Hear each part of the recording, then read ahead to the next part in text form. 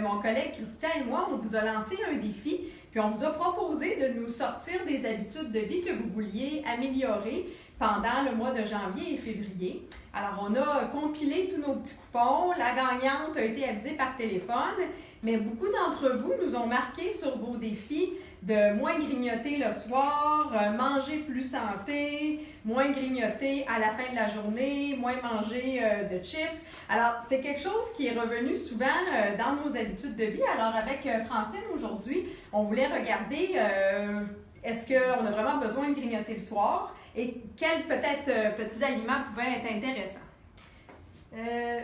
Effectivement, grignoter le soir est vraiment une très mauvaise habitude alimentaire, sachant que le métabolisme est très au ralenti le soir. Le corps ne brûle pas beaucoup de calories, donc de manger avant d'aller dormir va vraiment favoriser un gain de poids. J'aime dire aux gens, tellement que le métabolisme est au ralenti, que la collation qu'on prendrait compterait pour une double portion. Donc, si je mange 2 biscuits, c'est comme si j'en avais mangé 4. Donc, pensez-y à 2 fois avant de prendre une collation. Posez-vous la question, est-ce que j'en ai vraiment besoin? Est-ce que j'ai vraiment faim? Oui, c'est ça, exactement. Parce que souvent, c'est associé avec des comportements. On écoute la télévision, on va se prendre une petite collation, un bol de chips. C'est rare qu'on va prendre une collation de carottes le soir. Alors, habituellement, c'est des choses qui vont augmenter le niveau de calories.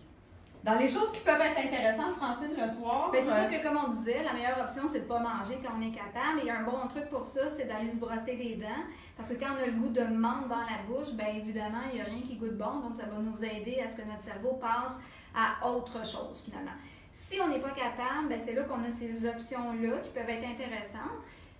Ici, bien évidemment, on a le fruit. Un fruit, même s'il y a des légendes urbaines qui nous disent que ça va nous faire des cauchemars, c'est pas vrai du tout. Il y a juste l'équivalent de 3 carrés de sucre dans un fruit. Ça se digère en 1 demi-heure, donc ça ne reste pas sur l'estomac avant d'aller dormir. Donc, c'est notre choix numéro 1. L'option salée. Les popcorn. Les fameux popcorn. Ici, on en a 2 choix qui sont quand même intéressants.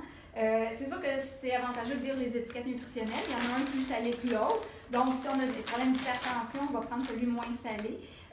Si on a un problème de cholestérol ou de gras, bien, il y en a un qui est moins gras que l'autre. Donc, regardez on regarde l'étiquette. Et c'est seulement 35 calories pour une tasse. Donc, c'est vraiment une collation qui est en bas de 100 calories avant d'aller dormir. C'est vraiment un choix qui reste intéressant. Donc, pour ça, on pourrait manger l'équivalent de 3 tasses de popcorn pour 100 calories. Donc, ça remplit bien quand même l'estomac. Et pour ça aussi, ça c'est assez similaire, hein? Les petites salées aussi ou nachos. C'est ça, des fois quand on a plus le goût d'aller se gâter, les papilles gustatives, ça c'est plus intéressant. C'est moins pire que les chips. Effectivement.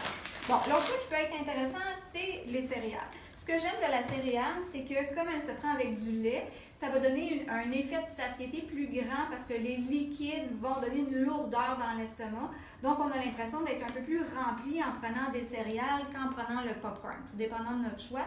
Ce qu'il faut éviter dans les céréales, c'est une céréale qui va avoir des noix ou des fruits séchés parce que ça augmente l'apport en calories et j'ai pas besoin d'avoir plein de calories avant d'aller me coucher. Alors, le fameux All Bran peut être intéressant. C'est une céréale en flocons. Donc, ça va remplir un espace dans l'estomac avec pas beaucoup de calories et quand même beaucoup de fibres alimentaires. C'est 5 grammes de fibres, je pense.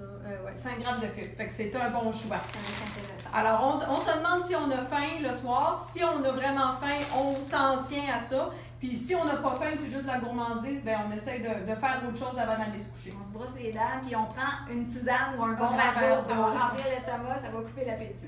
Merci, bon week-end!